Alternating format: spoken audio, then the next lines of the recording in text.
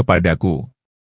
Dan jika engkau mengetahui bahwa pekerjaan ini buruk bagiku, buat agamaku, kehidupanku, dan hari depanku, maka jauhkanlah ia dariku, jauhkanlah aku darinya, serta berikanlah kepadaku kebaikan dimanapun adanya, setelah itu jadikanlah aku orang yang rida dengan pemberianmu itu.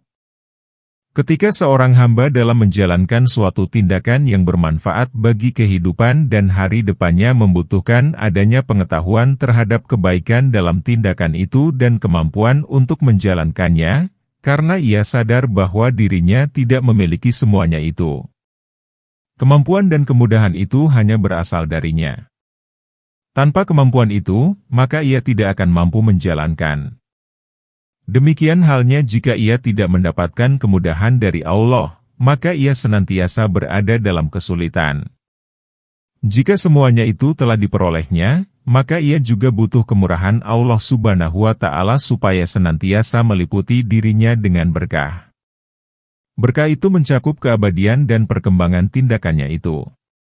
Dan jika ia telah melakukan semuanya itu, maka ia masih perlu memohon keridaan Allah atas apa yang akan dilakukannya tersebut. Abdullah bin Umar pernah mengatakan, sesungguhnya seseorang akan memohon petunjuk yang baik kepada Allah, maka Allah berikan petunjuk yang diinginkannya itu kepadanya, lalu ia marah kepada Tuhannya, kemudian ia melihat pada akibat dari hal itu, maka ternyata Allah telah memberikan petunjuk yang baik kepadanya.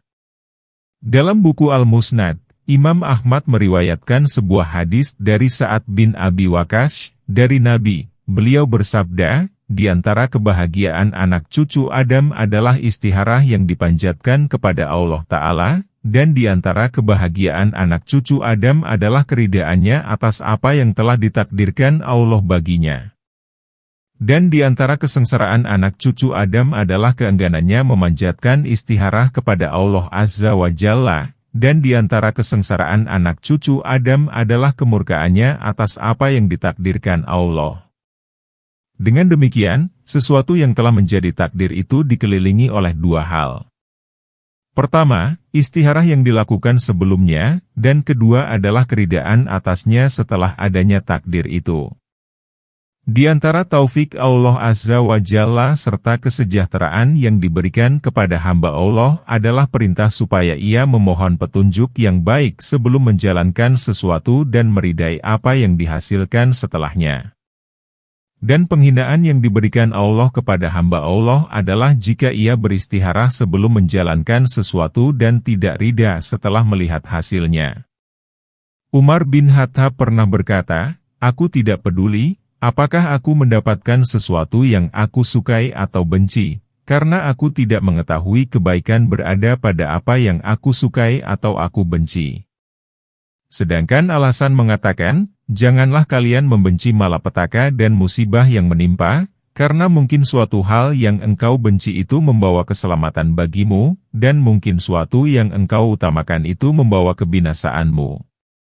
Ayat yang sejalan dengan uraian di atas adalah firman Allah Azza wa Jalla, sesungguhnya Allah akan membuktikan kepada Rasul Allah tentang kebenaran mimpinya dengan sebenarnya, yaitu, bahwa sesungguhnya kalian pasti akan memasuki Masjidil Haram, insya Allah dalam keadaan aman, dengan mencukur rambut kepala dan mengguntingnya, sedang kalian tidak merasa takut. Maka Allah mengetahui apa yang tiada kalian ketahui dan Dia memberikan sebelum itu kemenangan yang dekat. Surat Al-Fat ayat 27. Allah Subhanahu wa Ta'ala menjelaskan hikmah dari apa yang mereka benci pada tahun diadakannya perdamaian Hudaybiyah, yaitu tindakan orang-orang musyrik yang menghalangi mereka, sehingga mereka kembali pulang dan tidak jadi mengerjakan umrah. Selain itu, Dia juga menjelaskan kepada mereka bahwa apa yang mereka inginkan itu akan terlaksana pada tahun mendatang, dan Dia berfirman, maka Allah mengetahui apa yang tiada kalian ketahui dan Dia memberikan sebelum itu kemenangan yang dekat. Itulah peristiwa perdamaian Hudaybiyah, yang merupakan awal pembebasan kota Mekah yang tersebut di dalam firman Allah Azza wa Jalla, sesungguhnya kami telah memberikan kepadamu kemenangan yang nyata. Surat Al-Fat ayat 1. Dengan perdamaian Hudaybiyah itu tercapai kemaslahatan agama dan dunia, kemenangan Islam, dan terlibasnya kekufuran. Sesuatu yang tidak pernah mereka harapkan sebelumnya, yang setelah itu sebagian orang mengajak sebagian lainnya kepada kebaikan, dan kaum muslimin tidak lagi segan berbicara dengan kalimat Islam tanpa rasa takut sedikitpun. Pada saat yang sama, kesewenangan dan permusuhan orang-orang musyrik semakin terlihat. Dan mereka pun semakin tahu bahwa Muhammad dan para sahabatnya itu yang lebih benar, sedangkan musuh-musuhnya tidak lain hanyalah menyimpan rasa permusuhan belaka. Sesungguhnya Baitul Haram tidak pernah terhalang dari orang-orang yang mengerjakan ibadah haji dan umrah dari sejak zaman Ibrahim. Sehingga dengan demikian itu terlihat jelas pembangkangan dan permusuhan kaum Quraisy. Hal itu yang menyebabkan banyak orang tertarik memeluk Islam. Sehingga menyebabkan orang-orang Quraisy semakin membangkang dan sewenang-wenang, dan itu yang menjadi pertolongan besar bagi diri kaum muslimin. Di sisi lain, kaum muslimin semakin bertambah sabar dan berpegang teguh pada hukum Allah Azza wa Jalla serta senantiasa taat kepada Rasul Allah. Dan hal itulah yang menjadi faktor terbesar bagi kemenangan mereka. Dan masih banyak hal yang diketahui oleh Allah Subhanahu wa Ta'ala dan tidak diketahui oleh Nabi dan para sahabatnya. Oleh karena itu, Allah Azza wa Jalla menyebutnya sebagai Fathan, pembebasan. Dan Nabi sendiri pernah ditanya, apakah ia sebagai pembebasan? Beliau pun menjawab, ya. Yang menyerupai hal di atas adalah ungkapan Yusuf yang melalui firman Allah Azza wa Jalla. Yusuf berkata, wahai ayahku, inilah tabir mimpiku yang dahulu itu. Sesungguhnya Tuhanku telah menjadikannya suatu kenyataan. Dan sesungguhnya Tuhanku telah berbuat baik kepadaku, ketika Dia membebaskan aku dari rumah penjara dan ketika aku membawamu dari dusun padang pasir, setelah syaitan merusakkan hubungan antara diriku dengan saudara-saudaraku. Sesungguhnya Tuhanku maha lembut terhadap apa yang Dia kehendaki. Sesungguhnya Dialah yang maha mengetahui lagi maha bijaksana. Surat Yusuf ayat 100.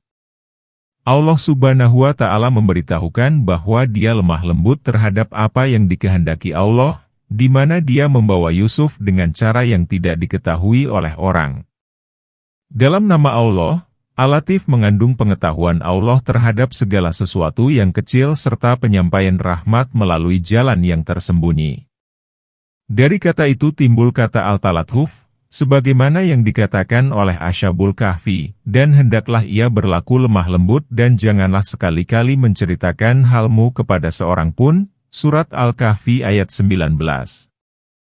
Ujian yang dialami Yusuf yang berupa perpisahan dengan ayahnya, penjeblosan dirinya ke dalam penjara, penjualan dirinya sebagai budak, juga godaan yang dilakukan Zulaiha untuk menundukkan dirinya baginya ketika ia tinggal di rumah Zulaiha dan penjeblosan ke penjara kedua kali, semuanya itu secara lahiriah tampak sebagai malapetaka dan musibah.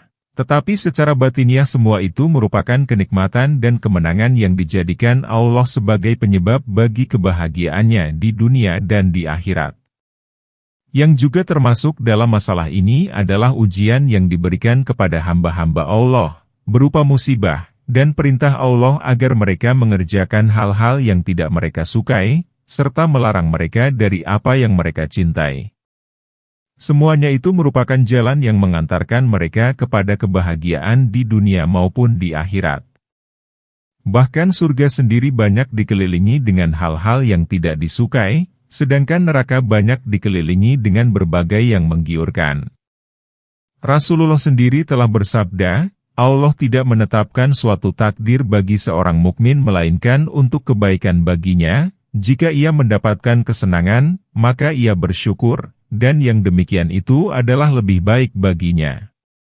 Dan jika mendapatkan musibah, maka ia tetap bersabar, dan yang demikian lebih baik baginya. Yang demikian itu tidak lain melainkan untuk orang-orang yang beriman, karena semua takdir itu pada hakikatnya baik. Semua bentuk itu pada hakikatnya adalah baik bagi orang yang jika diberikan kenikmatan akan senantiasa bersyukur dan bersabar jika mendapatkan musibah. Sebagaimana yang telah dialami oleh Adam, Ibrahim, Musa, Isa, dan Muhammad, di mana secara lahiriah apa yang dialaminya sebagai musibah dan cobaan, namun sebenarnya ia merupakan jalan tersembunyi yang mengantarkan mereka kepada kesempurnaan dan kebahagiaan mereka. Hal itu akan lebih terlihat jelas jika kita perhatikan kisah Musa dan kelembutan Allah Subhanahu wa Ta'ala, ketika Allah menyelamatkannya dari kekejaman Fir'aun, yang pada saat itu sedang melancarkan pembantaian terhadap bayi laki-laki. Juga mengilhami ibunya Musa untuk menjatuhkan anaknya itu ke sungai Nil. Lalu dengan kelembutan Allah dia menuntun Musa ke rumah musuh Allah, Fir'aun, yang dia telah mentakdirkan kebinasaan Fir'aun itu melalui tangan Musa. Selanjutnya dia menempatkan pemeliharaan Musa di rumah Fir'aun.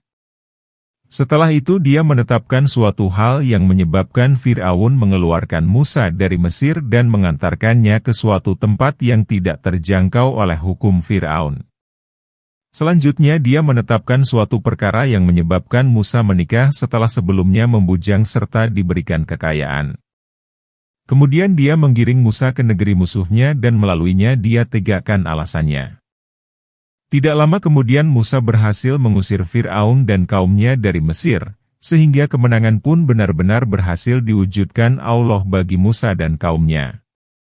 Semua peristiwa itu menunjukkan bahwa Allah Subhanahu wa Ta'ala melakukan sesuatu hal yang darinya dia menghendaki hasil yang baik, yang di dalamnya terkandung rahmat yang melimpah dan kenikmatan yang tiada terkira, yang sama sekali tidak dapat dijangkau oleh akal manusia sebelumnya. Berapa banyak hikmah yang terkandung dalam tindakan Adam memakan buah huldi yang telah dilarang oleh Allah Azza wa Jalla, dan yang karenanya ia keluar dari surga. Hal itu sama sekali tidak dapat dijangkau dan diterangkan oleh akal manusia. Demikian juga apa yang dilakukan Allah terhadap hamba-hamba dan para wali Allah, di mana Dia telah memberikan nikmat yang besar, mengantarkan mereka kepada kesempurnaan dan kebahagiaan mereka melalui jalan-jalan yang tersembunyi yang tidak dapat diketahui kecuali setelah hasilnya terlihat. Hal ini merupakan suatu hal yang lisan tidak akan sanggup mengungkapkannya, dan yang paling tahu akan hal itu hanyalah para nabi dan rasul. Dan dari para nabi dan rasul itu yang paling tahu adalah Nabi Muhammad. Dan mengenai pengetahuan umatnya terhadap masalah itu terdapat beberapa tingkatan yang sesuai dengan pengetahuan dan pemahaman mereka terhadap Allah, asma, dan sifat-sifat Allah. Sedangkan Allah Subhanahu wa Ta'ala sendiri telah menguasai pengetahuan mengenai hal itu jauh sebelum penciptaan langit dan bumi. Setelah itu Dia memerintahkan malaikat mencatat hal itu dalam buku catatan pertama sebelum penciptaan manusia. Kenyataan menunjukkan bahwa apa yang dituliskan oleh Allah di dalam Lauhul Mahfuz dengan apa yang ditulis oleh malaikat sama sekali tidak bertambah atau berkurang. Semuanya itu sudah diketahui Allah sebelum dituliskan, lalu Dia menuliskan persis seperti yang diketahui Allah. Hingga akhirnya terbukti benar dan persis seperti yang telah dituliskan Allah itu. Dia berfirman, "Apakah kamu tidak mengetahui bahwa sesungguhnya Allah mengetahui apa saja yang ada di langit dan di bumi? Bahwasanya yang demikian itu terdapat dalam kitab, Lauhul Mahfuz. Sesungguhnya yang demikian itu amat mudah bagi Allah." Surat Al-Hajj ayat 70. Sebelum umat manusia ini diciptakan, Allah Subhanahu wa Ta'ala telah mengetahui keadaan dan apa yang akan mereka kerjakan serta kemana mereka akan dikembalikan. Setelah itu, Dia mengeluarkan mereka ke dunia ini untuk membuktikan dan memperlihatkan apa yang diketahui Allah dari makhluk Allah itu. Persis seperti yang dalam pengetahuan Allah, Dia menguji mereka dengan berbagai perintah dan larangan, kebaikan dan keburukan sehingga dengan demikian itu mereka berhak mendapatkan pujian dan celaan, pahala dan azab dari apa yang diujikan kepada mereka. Kemudian Dia mengutus para rasul Allah, menurunkan kitab-kitab Allah dan memberikan peraturan Allah, agar dengan demikian dapat menjadi alasan dan supaya mereka tidak mengatakan, "Bagaimana mungkin kami disiksa karena suatu hal yang di luar pengetahuan dan kemampuan kami?" Dan ketika pengetahuan Allah mengenai keadaan dan apa yang diperbuat mereka itu tampak jelas melalui apa yang dialami dan dikerjakannya, maka muncullah pahala dan azab bagi mereka. Selainnya diberikan ujian berupa perintah dan larangan, mereka juga diberikan ujian berupa perhiasan duniawi serta diberikan nafsu syahwat. Yang satu merupakan ujian untuk menjalankan peraturan dan perintah Allah. Sedangkan yang lainnya merupakan ujian menerima qada, sesuatu yang ditetapkan Allah pada makhluknya berupa penciptaan, peniadaan, perubahan, dan takdir Allah. Allah Tabaraka wa Ta'ala berfirman, sesungguhnya kami telah menjadikan apa yang ada di bumi sebagai perhiasan baginya, agar kami menguji mereka siapakah di antara mereka yang terbaik amal perbuatannya.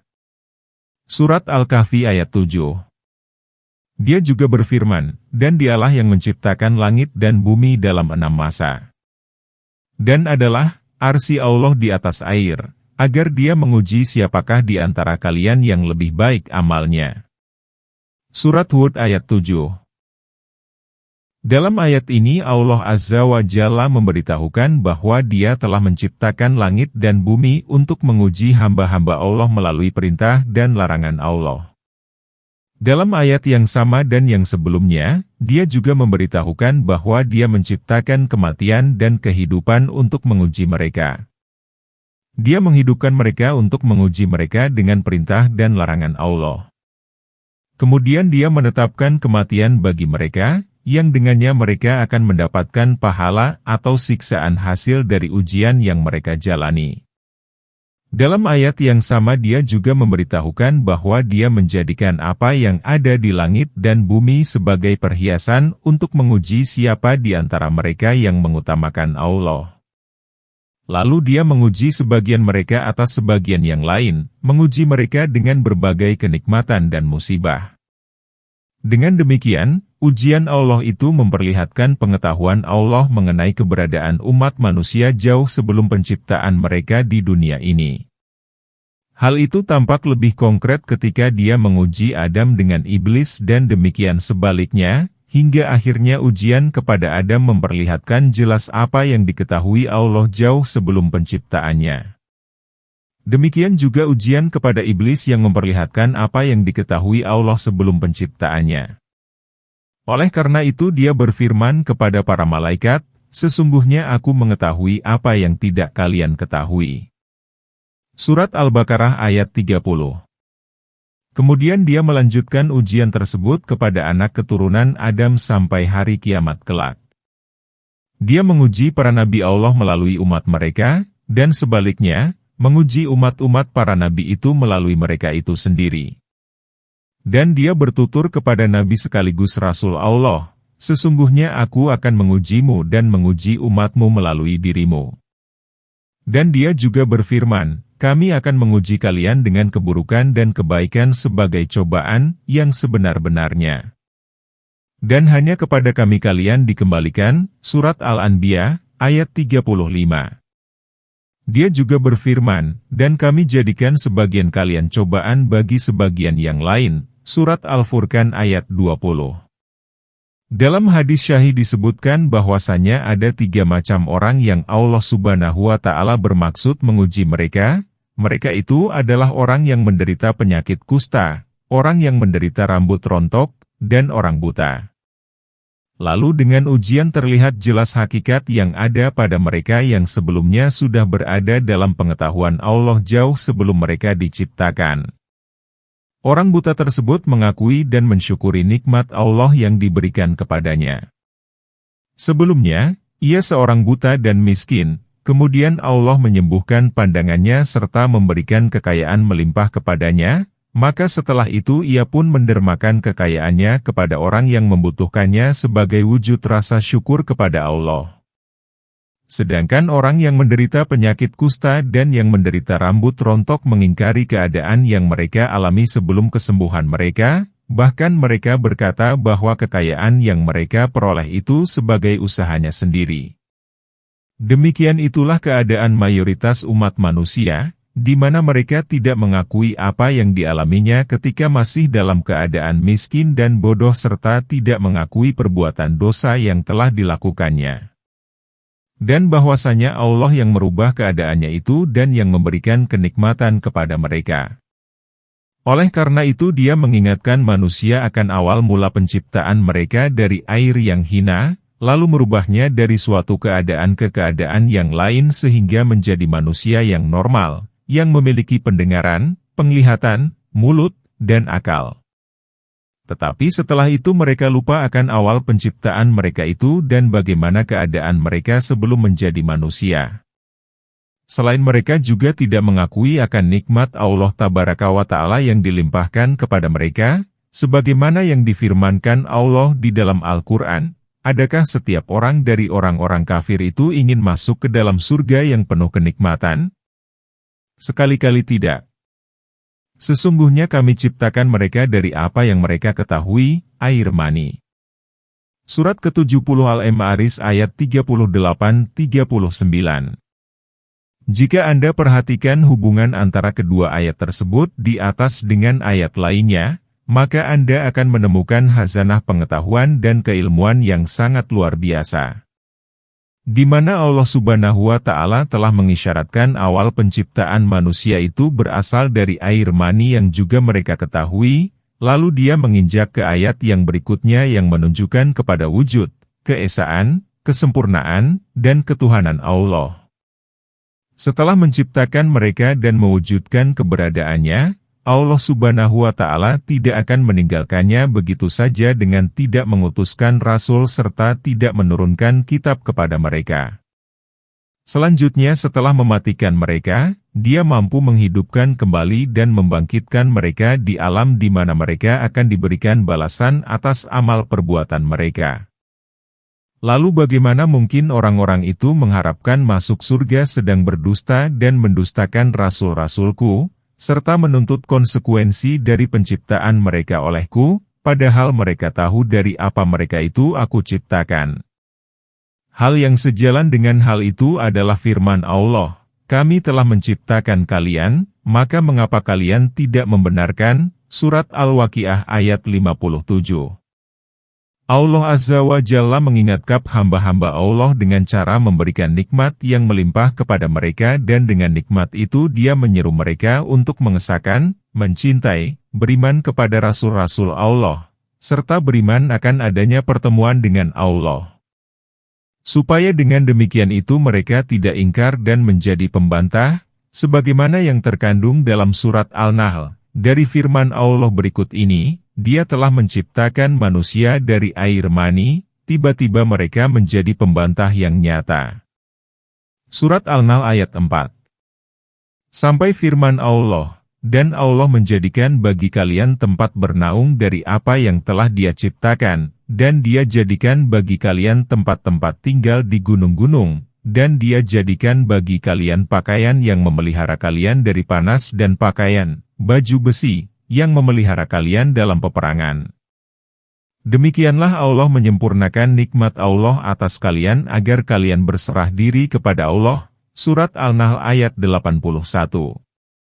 Pada ayat-ayat, ayat 4 sampai ayat 81, Allah menyebutkan kepada mereka pokok-pokok dan cabang-cabang nikmat serta jumlahnya yang sangat banyak. Manusia diberitahukan Allah bahwa nikmat-nikmat itu dikaruniakan kepada mereka agar mereka memeluk Islam, berserah diri, sehingga nikmat-nikmat Allah yang dikaruniakan kepada mereka menjadi sempurna dengan Islam itu. Kemudian Allah Subhanahu wa Ta'ala memberitahukan mengenai orang yang kufur dan tidak mau mensyukuri nikmat Allah melalui firman Allah, mereka mengetahui nikmat Allah, kemudian mereka mengingkarinya. Surat An-Nahl ayat 83.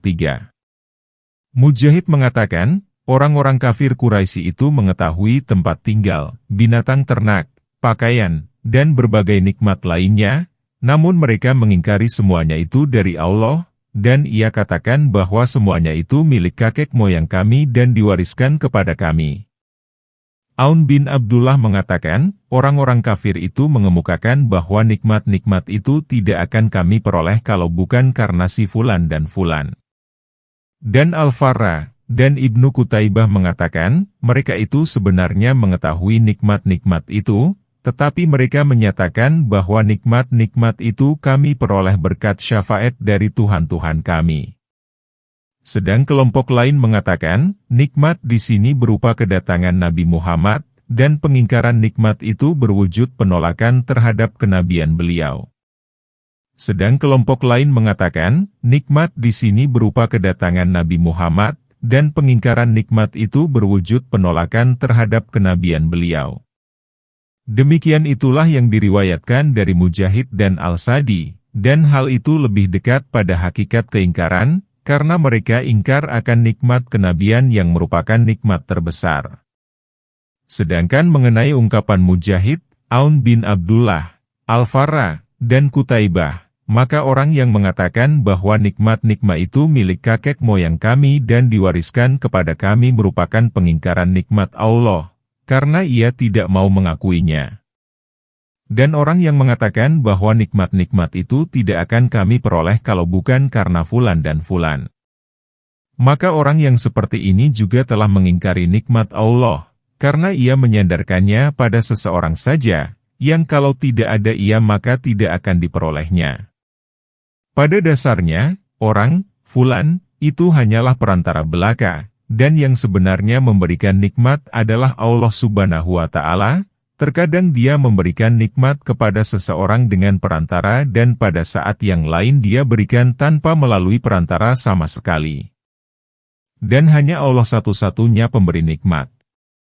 Sedangkan orang yang menyatakan bahwa nikmat-nikmat itu kami peroleh berkat syafaat dari Tuhan-Tuhan kami. Maka yang demikian itu telah mengandung syirik, karena ia menyandarkan nikmat itu kepada selain dari Allah. Sesungguhnya Tuhan-Tuhan yang menjadi sembahannya selain dari Allah lebih hina dan tidak akan pernah mampu memberikan syafaat. Pada dasarnya, orang-orang yang paling dekat dengan Allah dan paling dicintai Allah saja tidak akan dapat memberikan syafaat kecuali setelah mendapatkan izin dari Allah. Dengan demikian, tidak seorang pun dari umat manusia yang berhak memberikan syafaat kecuali dengan seizin Allah dan memperoleh keridaan Allah. Lalu siapakah sebenarnya pemberi nikmat sejati itu, kalau bukan Allah Azza wa Jalla? Dia berfirman, dan apa saja nikmat yang ada pada kalian, maka dari Allah datangnya. Surat An-Nahl ayat 53. Dengan demikian, tidak seorang pun yang luput dari nikmat, karunia, dan kebaikan, baik di dunia maupun di akhirat. Oleh karena itu, Allah Subhanahu wa Ta'ala sangat mencela orang-orang yang diberi sebagian dari nikmat Allah kemudian ia berkata, sesungguhnya aku diberi nikmat itu hanyalah karena kepintaranku. Dalam suatu ayat dia berfirman, maka apabila manusia itu ditimpa bahaya ia menyeru kami. Kemudian apabila kami berikan kepadanya nikmat dari kami, ia berkata, sesungguhnya aku diberi nikmat itu hanyalah karena kepintaranku. Surat Az-Zumar ayat 49. Al-Bagawi mengatakan, ungkapan orang itu berarti, karena kepintaran yang diberikan Allah kepadaku, sehingga aku berhak mendapatkannya. Ungkapan orang itu mengandung makna bahwa Allah memberikan nikmat itu karena memang dia tahu, aku memang berhak mendapatkannya. Mujahid mengatakan, ungkapan orang itu berarti, diberikannya nikmat itu kepadaku, karena kemuliaanku. Allah berfirman, sebenarnya itu adalah ujian, surat Al-Zumar ayat 49. Artinya, nikmat-nikmat yang kuberikan kepadanya itu hanya sebagai ujian, dan tidak menunjukkan bahwa sebagai hamba pilihan dan didekatkan kepada Allah. Oleh karena itu, dalam kisah Qarun, Allah berfirman, dan apakah ia, Qarun, tidak mengetahui bahwa Allah sungguh telah membinasakan umat-umat sebelumnya yang lebih kuat darinya dan lebih banyak mengumpulkan harta. Dan tidaklah perlu ditanyakan kepada orang-orang yang berdosa itu, tentang dosa-dosa mereka. Surat Al-Qasas ayat 78. Dengan demikian, jika pemberian harta, kekuatan, dan kemuliaan itu menunjukkan keridaan Allah Subhanahu wa Ta'ala kepada orang yang menerimanya dan juga menunjukkan kehormatan dan ketinggian derajatnya di sisi Allah, niscaya Dia tidak akan membinasakan orang-orang yang telah diberi semuanya yang jumlahnya lebih banyak daripada Qarun. Dengan demikian berarti bahwa pemberian Allah itu sebagai ujian dan cobaan dan bukan karena kecintaan dan keridaan Allah kepada mereka. Oleh karena itu di dalam salah satu ayat Al-Quran, Allah berfirman, sebenarnya itu adalah ujian. Surat Al-Zumar ayat 49. Dengan pengertian bahwa nikmat-nikmat itu hanya sebagai ujian dan bukan kemuliaan. Lebih lanjut dia berfirman, tetapi kebanyakan dari mereka tidak mengetahui. Surat Al-Zumar ayat 49. Kemudian makna itu diperkuat melalui firman Allah, sesungguhnya orang-orang yang sebelum mereka juga telah mengatakan itu pula, maka tiadalah berguna bagi mereka apa yang dahulu mereka usahakan. Maka mereka ditimpa oleh akibat buruk dari apa yang mereka usahakan. Surat Az-Zumar ayat 50-51. Artinya, bahwa orang-orang yang sebelum mereka pun juga telah mengatakan hal yang sama terhadap nikmat yang telah kami berikan kepada mereka. Ibnu Abbas mengatakan, mereka sombong dengan nikmat yang diberikan kepada mereka, di mana mereka bersenang-senang secara berlebih-lebihan seraya mengatakan bahwa nikmat itu sebagai kehormatan yang diberikan Allah Tabaraka wa Ta'ala kepada mereka. Firman Allah yang lain berbunyi, maka tiadalah berguna bagi mereka apa yang dahulu mereka usahakan. Surat Az-Zumar ayat 50. Artinya, mereka mengira bahwa kenikmatan yang telah Allah berikan kepada mereka itu sebagai penghormatan kami kepada mereka, karena pada akhirnya mereka akan menerima azab dan apa yang mereka usahakan itu sama sekali tidak memberikan manfaat bagi mereka. Dengan demikian itu terbukti bahwa nikmat-nikmat tersebut bukan sebagai penghormatan bagi mereka dan penghinaan bagi orang yang tidak mendapatkannya. Abu Ishaq mengatakan, ayat itu bermakna bahwa pernyataan mereka, nikmat-nikmat itu diberikan Allah Subhanahu wa Ta'ala kepada kami sebagai penghormatan bagi kami dan kami memang berhak mendapatkannya, merupakan suatu hal yang sama sekali tidak berarti, sia-sia. Kesia-siaan itu dikemukakan Allah dalam bentuk sindiran melalui firman Allah, maka tiadalah berguna bagi mereka apa yang dahulu mereka usahakan. Surat Az-Zumar ayat 50. Kemudian Allah Azza wa Jalla menghapuskan prasangka yang tidak benar tersebut melalui firman Allah, dan tidaklah mereka mengetahui bahwa Allah melapangkan rezeki dan menyempitkannya bagi siapa yang dikehendaki Allah. Surat Az-Zumar ayat 52. Firman Allah, Ala'a, ilmin, indi. Jika yang dimaksudkan dengan firman Allah Azza wa Jalla itu ilmu orang yang mengatakannya itu sendiri, maka hal itu berarti, nikmat-nikmat itu diberikan kepadaku karena ilmu, pengalaman, dan pengetahuan yang kumiliki. Dan jika yang dimaksudkan dengannya adalah ilmu Allah, maka hal itu berarti, diberikannya nikmat itu kepadaku karena Allah melihat adanya kebaikan pada diriku dan karena itu aku memang berhak mendapatkannya. Namun ungkapan itu ditarjih, menguatkan salah satu dalil atas dalil lainnya, melalui firman Allah, Utituhu, aku diberi, dan dia tidak menyebutkan dengan kalimat, aku memperoleh kenikmatan itu berkat ilmu dan pengetahuan yang ada padaku. Yang demikian itu menunjukkan bahwa ada orang lain yang mendatangkan atau memberikan kepadanya. Firman Allah, sebenarnya itu adalah ujian. Surat Al-Zumar ayat 49. Artinya bahwa nikmat-nikmat itu diberikan bukan sebagai penghormatan baginya melainkan sebagai ujian dan cobaan, apakah ia kelak akan bersyukur atau kufur. Yang demikian itu sejalan dengan firman Allah Subhanahu wa Ta'ala berikut ini. Adapun manusia apabila Tuhannya mengujinya lalu dimuliakan Allah dan diberikan oleh Allah kesenangan, maka ia berkata, Tuhanku telah memuliakanku. Adapun jika Tuhannya mengujinya lalu membatasi rezekinya maka ia berkata, Tuhanku telah menghinakanku. Surat Al-Fajr ayat 15-16. Sebenarnya orang itu telah mengakui bahwa Allah Azza wa Jalla yang telah memberikan nikmat tersebut, tetapi ia mengira bahwa pemberian itu sebagai penghormatan baginya. Menurut pengertian pertama, ayat di atas mengandung pengertian, barang siapa yang beranggapan bahwa nikmat-nikmat itu diperoleh karena ilmu dan kekuatan yang dimilikinya dan bukan karena Allah, berarti ia telah kufur. Yang demikian itu karena kepala, puncak, syukur itu adalah pengakuan terhadap nikmat itu sendiri dan pengakuan bahwa nikmat itu berasal dari Allah semata. Dan jika nikmat itu dinisbatkan kepada selain Allah Azza wa Jalla berarti dia telah mengingkari nikmat itu sendiri. Jika ia mengatakan, nikmat itu aku peroleh karena ilmu dan pengalaman yang aku miliki, maka dengan demikian itu ia telah menisbatkannya kepada dirinya sendiri serta bangga pada dirinya sendiri. Hal itu sama seperti apa yang dilakukan oleh orang-orang yang mengatakan, siapakah yang lebih kuat daripada kami, yang mereka telah menisbatkan kekuatannya pada dirinya sendiri. Mereka ini telah menyombongkan diri dengan kekuatannya, sedangkan orang yang sebelumnya telah menyombongkan diri dengan ilmu yang dimilikinya.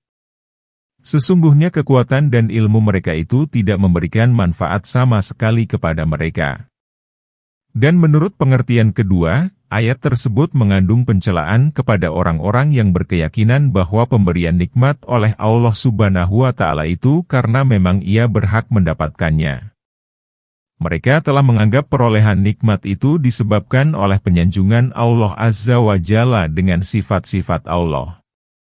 Selain mereka juga beranggapan bahwa nikmat itu merupakan balasan atas kebaikan yang telah diperbuatnya. Dengan demikian mereka telah menjadikan kebaikan, kebajikan, dan kemurahan yang telah dipersembahkan kepada Tuhannya.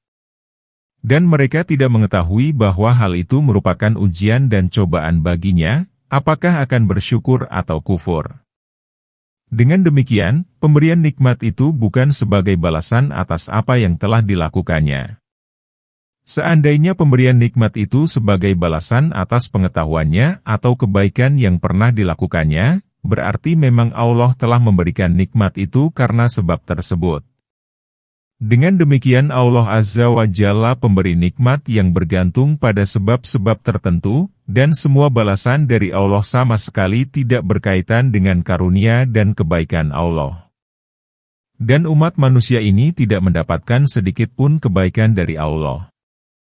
Berdasarkan kedua pengertian di atas, disimpulkan, ia tidak menisbatkan kenikmatan itu kepada Tuhan dari semua sisi. Kalau toh dinisbatkannya maka ia hanya menisbatkan dari satu sisi saja. Padahal Allah Subhanahu wa Ta'ala merupakan satu-satunya pemberi nikmat dari segala arah yang sebenarnya, dan sebab-sebab itu yang dimaksudkan tersebut merupakan nikmat tersendiri yang dikaruniakan Allah kepada hamba Allah. Artinya, jika ia berhasil memperoleh nikmat tersebut melalui usaha dan kerja kerasnya, maka usaha dan kerja keras itu sendiri merupakan nikmat dari Allah. Dengan demikian, setiap nikmat itu berasal dari Allah semata, bahkan sampai syukur itu sendiri merupakan nikmat, sehingga tidak ada seorang yang sanggup mensyukurinya kecuali karena nikmat Allah. Syukur itu merupakan nikmat yang diberikan Allah Azza wa Jalla kepadanya, sebagaimana yang diucapkan Daud, "Ya Tuhanku, bagaimana aku akan bersyukur kepadamu sedang syukurku kepadamu itu sendiri merupakan salah satu nikmat mu. Apakah aku mengharuskan syukur yang lain?" Maka dia menjawab, "Sekarang engkau telah bersyukur kepadaku, hai Daud." Imam Ahmad juga meriwayatkan, dari Hasan Basyari, ia menceritakan Daud berujar, "Ya Tuhanku, seandainya setiap dari rambutku ini mempunyai dua mulut yang berzikir kepadamu pada malam dan siang hari serta setiap saat atas nikmat yang engkau berikan kepadaku." Maksudnya, bahwa keadaan orang yang bersyukur itu berbeda dengan orang yang mengatakan, "Sesungguhnya aku hanya diberi harta itu karena ilmu yang ada padaku." Surat Al-Qasas ayat 78. Pasangan ayat itu adalah firman Allah Tabaraka wa Ta'ala, manusia tidak jemu memohon kebaikan, dan jika mereka ditimpa malapetaka ia menjadi putus asa lagi putus harapan. Dan jika kami merasakan kepadanya suatu rahmat dari kami sesudah ia ditimpa kesusahan, pastilah ia berkata, "Ini adalah aku." Surat Asy-Syaffat ayat 49-50. Ibnu Abbas mengatakan, yang dimaksudkannya adalah bahwa hal itu dari diriku sendiri. Muqatil mengatakan, maksudnya, karena aku memang lebih berhak mendapatkannya. Sedangkan Mujahid mengatakan, artinya, yang demikian itu aku peroleh karena ilmu yang aku miliki dan aku memang berhak atasnya. Dan Al-Zujjaj mengatakan, maksudnya, hal itu merupakan suatu keharusan bagiku, karena ilmu yang aku miliki. Melalui ayat tersebut di atas, Allah Azza wa Jalla menyifati manusia dua sifat terjelek, yaitu, jika ditimpa keburukan, maka ia menjadi putus asa. Dan jika mendapatkan kesenangan dan kebaikan, ia lupa bahwa Allah yang memberikan nikmat itu kepadanya, dan beranggapan bahwa ia memang berhak mendapatkannya. Kemudian Allah menambahkan keadaan itu dengan kedustaannya pada adanya kebangkitan seraya berfirman, dan aku tidak yakin bahwa hari kiamat itu akan datang. Surat Fussilat ayat 50. Setelah itu Allah Subhanahu wa Ta'ala masih menambahkan pada ketidakyakinannya itu dengan pernyataannya, kalau toh Allah membangkitkanku maka ia akan memperoleh kebaikan di sisi Allah. Dan firman Allah, dan Allah membiarkannya sesat berdasarkan ilmu Allah. Surat Al-Jathiyah ayat 23. Ada pendapat yang menyatakan, yang demikian itu berarti bahwa berdasarkan ilmu Allah Azza wa Jalla bahwa ia adalah sesat. Sebagaimana dikatakan, Allah mengetahui bahwa apa yang disembahnya itu tidak dapat memberikan kebaikan dan juga keburukan. Dengan demikian, ayat itu berarti bahwa Allah Subhanahu wa Ta'ala menjadikannya sesat berdasarkan ilmu Allah. Jadi dia tidak menyesatkannya dengan tidak didasari pengetahuan sama sekali. Hal itu serupa dengan firman Allah, karena itu, janganlah kalian mengadakan sekutu-sekutu bagi Allah padahal kalian mengetahui. Surat Al-Baqarah ayat 22.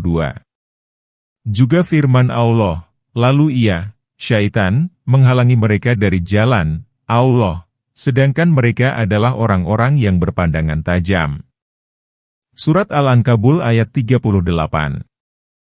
Dan firman Allah, dan mereka mengingkarinya karena kezaliman dan kesombongan mereka, padahal hati mereka meyakini kebenarannya. Surat An-Naml ayat 14. Demikian halnya dengan firman Allah, dan telah kami berikan kepada Samud unta betina itu, sebagai mukjizat, yang dapat dilihat, tetapi mereka menganiaya unta betina itu. Surat Al-Isra, ayat 59. Dan ucapan Musa kepada Fir'aun, sesungguhnya kamu telah mengetahui, bahwa tiada yang menurunkan mukjizat-mukjizat itu kecuali Tuhan yang memelihara langit dan bumi sebagai bukti-bukti yang nyata. Surat Al-Isra, ayat 102. Serta firman Allah, orang-orang, Yahudi dan Nasrani, yang telah kami beri Alkitab, Taurat dan Injil, mengenal Muhammad seperti mereka mengenal anak-anaknya sendiri. Dan sesungguhnya sebagian di antara mereka menyembunyikan kebenaran, padahal mereka mengetahui. Surat Al-Baqarah ayat 146. Firman Allah yang lain, sesungguhnya mereka sebenarnya bukan mendustakan kamu, akan tetapi orang-orang yang zalim itu mengingkari ayat-ayat Allah. Surat Al-An'am ayat 33. Demikian juga dengan firman Allah, dan Allah sekali-kali tidak akan menyesatkan suatu kaum, sesudah Allah memberi petunjuk kepada mereka hingga dijelaskan Allah kepada mereka apa yang harus mereka jauhi. Surat At-Taubah ayat 115. Persamaan ayat-ayat di atas cukup banyak. Dengan pengertian di atas maka yaitu sesat dari jalan petunjuk, padahal ia mengetahuinya. Sebagaimana dijelaskan dalam sebuah hadis, orang yang paling parah mendapat azab pada hari kiamat kelak adalah seorang yang berilmu, tetapi Allah tidak menjadikan ilmunya itu bermanfaat. Sesungguhnya orang yang sesat dari jalan kebenaran, maka ia akan cenderung mengikuti hawa nafsunya, padahal ia mengetahui bahwa bimbingan dan pahala itu bertentangan dengan apa yang dilakukannya. Jika petunjuk itu berarti mengetahui kebenaran dan mengamalkannya, maka ia mendapatkan dua hal yang bertolak darinya, yaitu kebodohan dan tidak mengamalkan kebenaran tersebut. Yang pertama sesat dalam ilmu, dan yang kedua sesat dalam tujuan dan amal perbuatan. Allah Azza wa Jalla telah berfirman, dan sesungguhnya telah kami pilih mereka dengan pengetahuan kami. Surat Al-Dukhan ayat 32. Juga firman Allah, dan Allah membiarkannya sesat berdasarkan ilmu Allah. Surat Al-Jatsiyah ayat 23. Firman Allah yang lain, sesungguhnya aku hanya diberi harta itu karena ilmu yang ada padaku. Surat Qasas ayat 78.